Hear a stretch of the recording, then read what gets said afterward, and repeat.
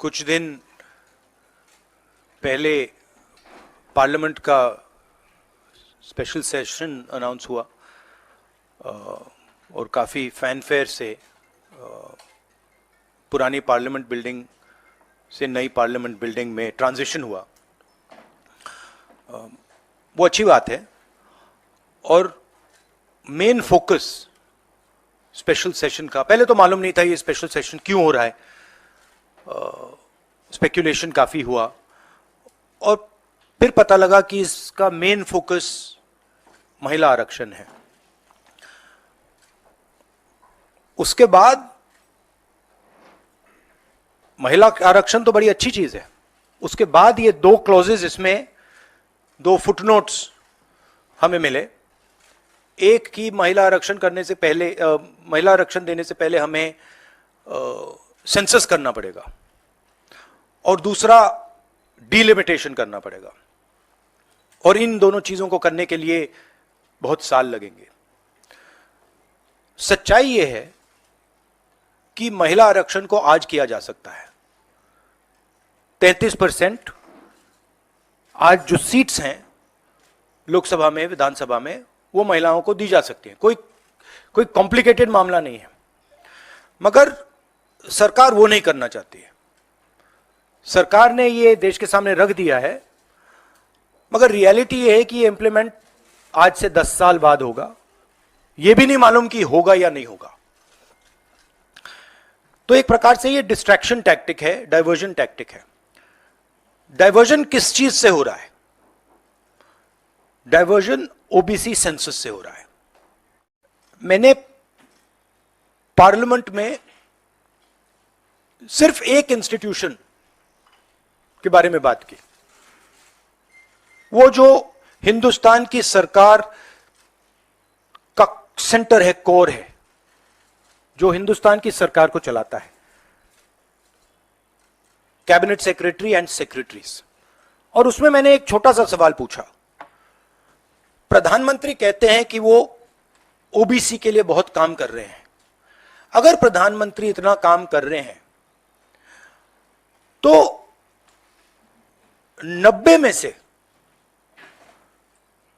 लोगों में से सिर्फ 3 लोग ओबीसी कम्युनिटी से क्यों हैं? पहला सवाल। दूसरा सवाल, मैंने यही एनालिसिस बजट को देख के की कि भैया पूरा हिंदुस्तान का बजट क्या है और ये जो ओबीसी ऑफिसर्स हैं ये इस बजट में से कितना कंट्रोल कर रहे हैं और क्या कंट्रोल कर रहे हैं। आदिवासी क्या कंट्रोल कर रहे हैं, दलित क्या कंट्रोल कर रहे हैं। ओबीसी हिंदुस्तान के 5% बजट को कंट्रोल कर रहा है, ओबीसी ऑफिसर्स। तो मुझे बात समझ नहीं आ रही है। प्रधानमंत्री हर रोज ओबीसी की बात करते हैं, ओबीसी प्राइड की बात करते हैं, मगर ओबीसी के लिए किया क्या? अब जब मैंने ये बात बोली, उनका रिस्पॉन्स बड़ा इंटरेस्टिंग है। वो कहते हैं कि लोकसभा में हमारा रिप्रेजेंटेशन है। लोकसभा में रिप्रेजेंटेशन का क्या लेना देना है? मैं कह रहा हूं कि बजट डिसीजन जो लेते हैं, जो बजट को ऑफिसर्स हैं, जो बजट को कंट्रोल करते हैं, 5% ओबीसी निर्णय ले रहे हैं। और मैंने सिर्फ यह सवाल पूछा, क्या हिंदुस्तान में ओबीसी की आबादी 5% है? यह मैं जानना चाहता हूं। अगर 5% है तो फिर वो ठीक है, उसको मैं एक्सेप्ट करने के लिए तैयार हूं। मगर अगर वो 5% से ज्यादा है तो मुझे यह पता लगाना है, और एक बार मैं मन बना लेता हूं, मैं छोड़ता नहीं हूं, मुझे यह पता लगाना है ये ओबीसी हिंदुस्तान में कितने हैं, और जितने हैं उतनी भागीदारी इनको मिलनी चाहिए। मैं जो हिंदुस्तान की जनता है उनको एम्पावर करना चाहता हूं, और अगर मुझे दिखे कि ओबीसी कम्युनिटी जो है, जो बहुत बड़ी कम्युनिटी है, किसी को नहीं मालूम कितने लोग हैं, बट लोग कहते हैं 50% तक हो सकते हैं। जब मुझे दिखता है कि एक कम्युनिटी है जिसमें हिंदुस्तान की 50% आबादी है और गवर्नमेंट ऑफ इंडिया के सेक्रेटरीज में 3 लोग हैं, 90 में से 3, और वो 5% बजट को कंट्रोल करते हैं, तो मुझे गुस्सा आता है, इरिटेशन होती है। इस देश में हो क्या रहा है?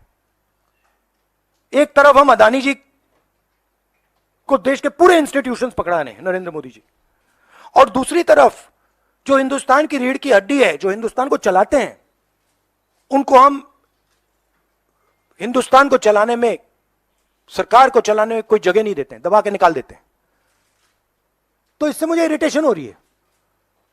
और जैसे ही हमारी सरकार आएगी, हमने वहां पे कर्नाटक में कहा था कि जिस दिन आएगी उस दिन हमारी 5 गारंटीज लागू हो जाएंगी। यहां भी मैं कह रहा हूं, हमारी सरकार आएगी, कास्ट सेंसस होगा और देश को पता लगेगा कि हमारे ओबीसी भाई कितने हैं, दलित भाई कितने हैं, और उनको देश को चलाने में भागीदारी मिलेगी। यह मैं आपको कह रहा हूं।